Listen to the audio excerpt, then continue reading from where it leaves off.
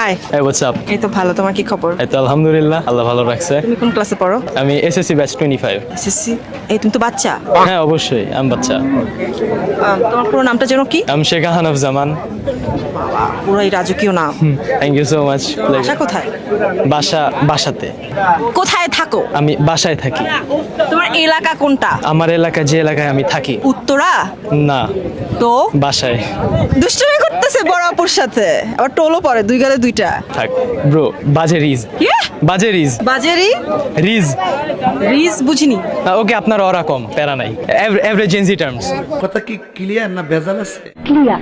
ও ওকে ওকে, আচ্ছা কোন জেনারেশন এখন তুমি? জেনজি।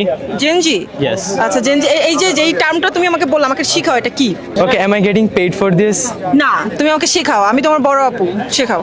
সরি, মাগনা কাজ করি না। ভাই রে কি কনফিডেন্ট। আচ্ছা এটা কি? Okay. এটা একটা হাতি, আপনি নিবেন? এত দুষ্ট কেন? Just being myself. এটা গরু, সবাই দেখতে পাচ্ছে, তুমি কেন হাতি বললা?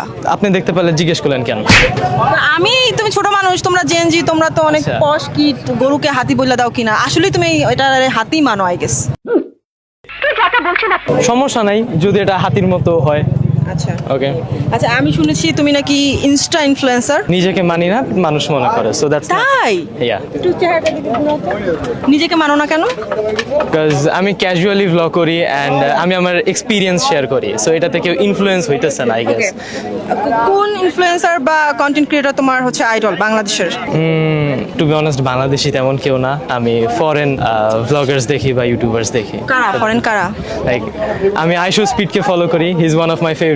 আইমান সাদিকের ব্লগস দেখি, ওর ক্রিয়েটর মানে এসএসসি পরীক্ষা দিচ্ছ তাই ওনারটা দেখো? অবশ্যই। অ্যান্ড আইমান সাদিকের সাথে আমার কথাবার্তা হয়েছে। তাই? Yeah. তোকে দেখতে অনেকটা ওনার মতো। তুমি কত কি করো?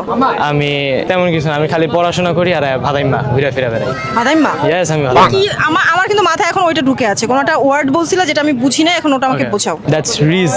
রিজ এটা মানে কি? রিজ মানে যেমন আপনি আমাকে উচ্ছ্বাস বিলম্বনাময় এরকম। এই হইছে এই জেনারেশনের অবস্থা, ওরা ওয়ার্ড বলে কিন্তু ওয়ার্ডের মিনিং বোঝে না। সো তোমাকে আমি এখন একটা ধাঁধা জিজ্ঞেস করব। Sure.